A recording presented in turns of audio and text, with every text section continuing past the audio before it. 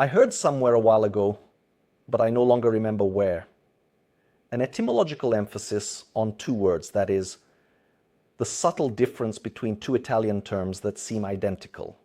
By the way, I realize that in my recent videos I often resort to etymology, but that's because it's somewhat the soul of words. And it's no coincidence that I do it beyond the fascination that past things exert on me. It's that words truly have power. That is, words shape reality. Memetics teaches us that words are as if they have a life of their own, as if they were small living entities that carry information with them, sometimes hidden. So I won't go on at length on this point, but the theme is this, the very hidden soul of words.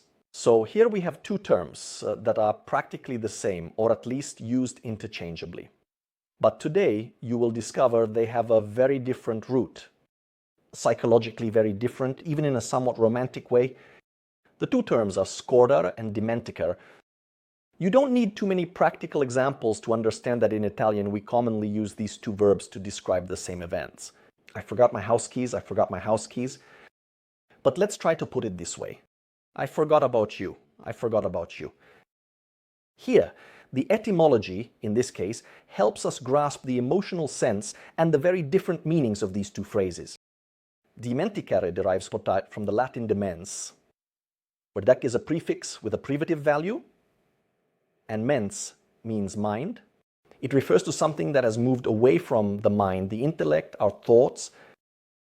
Scordare, on the other hand, comes not from es, which stands for e, ex, meaning out of, and cordis, the heart. In short, scordare is something that has fallen from the heart. We certainly have to rely on our own share.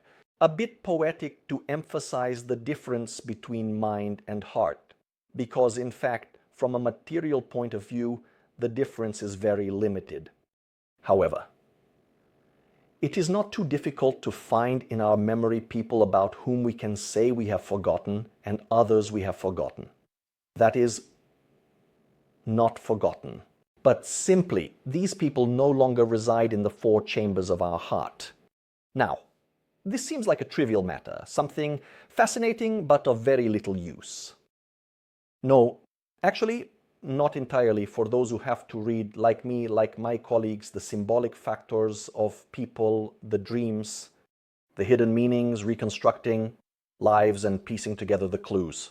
Trust me, these fascinating subtleties have their own significance for us.